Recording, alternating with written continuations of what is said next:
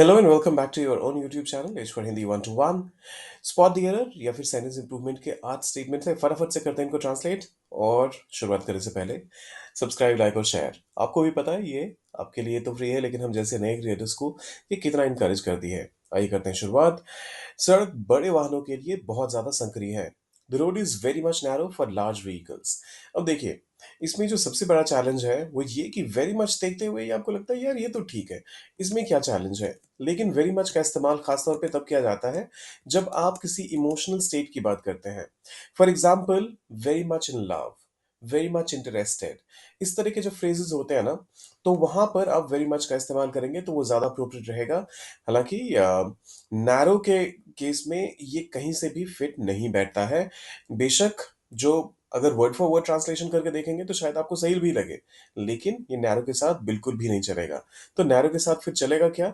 आप यहाँ पर या तो कहिए simply very narrow for large vehicles, या फिर अगर आप और ज्यादा पर्टिकुलर होना चाहते हैं तो अब यहाँ पर वेरी के बदले टू नैरो का भी इस्तेमाल कर सकते हैं।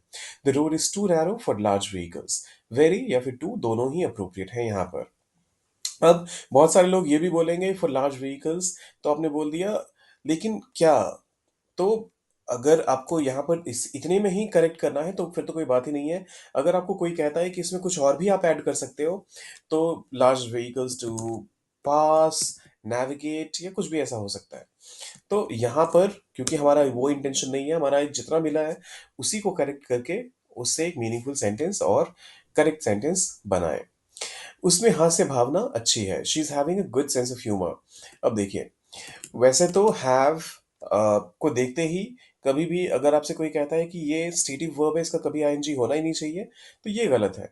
मैं इसके सपोर्ट में नहीं हूँ, खासतौर पे इस वजह से क्योंकि बहुत सारे इसके एक्सेप्शंस हैं। Having a problem, having a fever. तो इस तरीके से आप हैव का इस्तेमाल, हैविंग फूड, इस तरह से आप हैव का इस्तेमाल एक कंटिन्यूस सेंस में भी कर सकते हैं, और ये हमेशा स्टेटिव वर्ब ही नहीं होता है।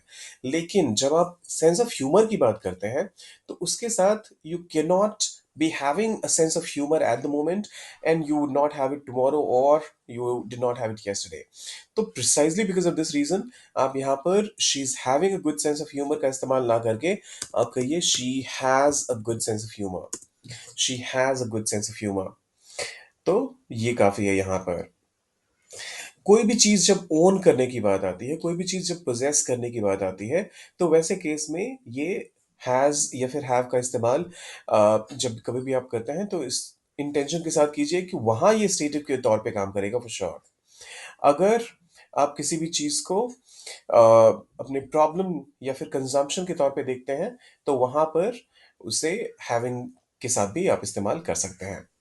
उनमें से कोई भी नौकरी में रुचि नहीं रखता था। Neither of them were interested in the job. अब देखिए, नाइदर ऑफ देम जब आपने कह दिया तो ये देम जो है ये हमारा सब्जेक्ट ना होके नाइदर हमारा सब्जेक्ट हो गया, और ये हमेशा सिंगुलर सिंगुलर वर्ब लेता है अपने साथ। तो यहां पर आपको कहना पड़ेगा was interested in the job. Neither of them was interested in the job. यह किताब 5 अध्यायों में बनी है। The book consists in 5 chapters. अब देखिए, कंसिस्ट्स के साथ आप जितने मर्जी तरीके से इसको मैंने देखा हुआ है, लोग लोग क्या करेंगे, कंसिस्ट इन, कंसिस्ट फ्रॉम, कुछ भी कर देते हैं। लेकिन आपको ये ध्यान रखना है कि कंसिस्ट जब भी आपको कभी भी दिख जाए तो इसके साथ आप ऑफ का इस्तेमाल करते हैं। So the book consists of 5 chapters। The book has 5 chapters।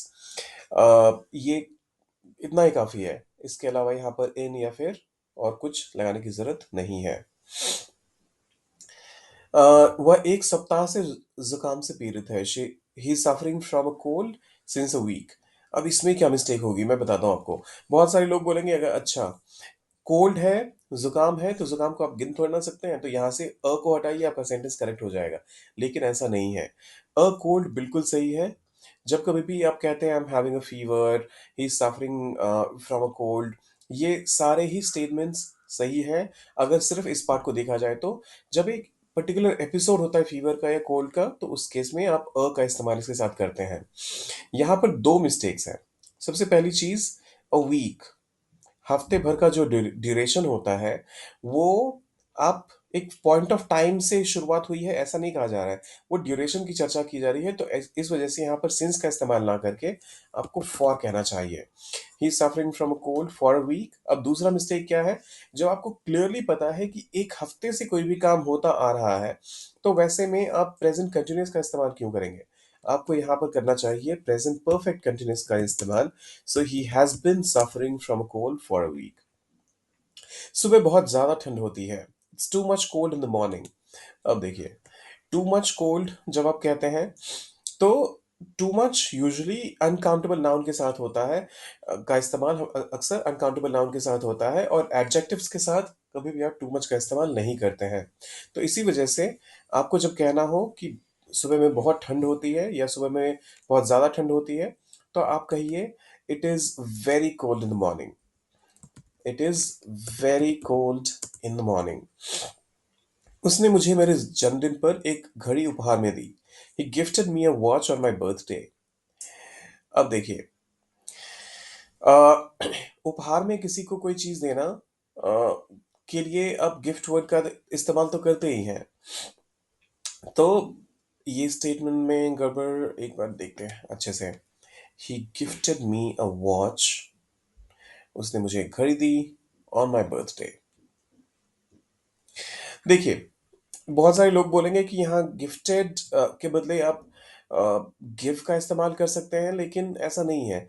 Gifted को भी एक गिफ्ट एज अ वर्ब का भी इस्तेमाल होता है, और पास्ट की बात हो रही है तो gifted me a watch on my birthday का इस्तेमाल यहाँ बिल्कुल सही है। मेरे हिसाब से इस स्टेटमेंट में कोई करेक्शन की गुंजाइश नहीं है। उसने मुझे सलाह दी कि मुझे सावधान रहना चाहिए। She advise me that I should be careful. अब देखिए, एडवाइस के साथ दैट का इस्तेमाल नहीं होता, शुड का भी इस्तेमाल नहीं होता, लेकिन इन दोनों को हटाकर भी एक मीनिंगफुल सेंटेंस रखना है अगर, तो कैसे आप इसे बनाएंगे? और मीनिंग वही निकल कर आना चाहिए कि उसने मुझे सलाह दी कि मुझे सावधान रहना चाहिए। तो इस चीज का ध्यान रखते हुए अगर आपको भी इस सेंटेंस को ट्रांसलेट करना है, इस सेंटेंस को सॉरी करेक्ट करना हो, ध्यान रखिएगा, दैट और शुड इन दोनों को ही हटाना पड़ेगा। तो कैसे आप करेंगे? सोचिए इसके बारे में, डालिए उसे कमेंट बॉक्स में। और अगर आज पूरे दिन में ये कमेंट नहीं आया तो फिर मैं ही आंसर डाल दूंगा। जाने से पहले सब्सक्राइब, लाइक और शेयर करके जाइएगा। मिलते हैं जल्दी।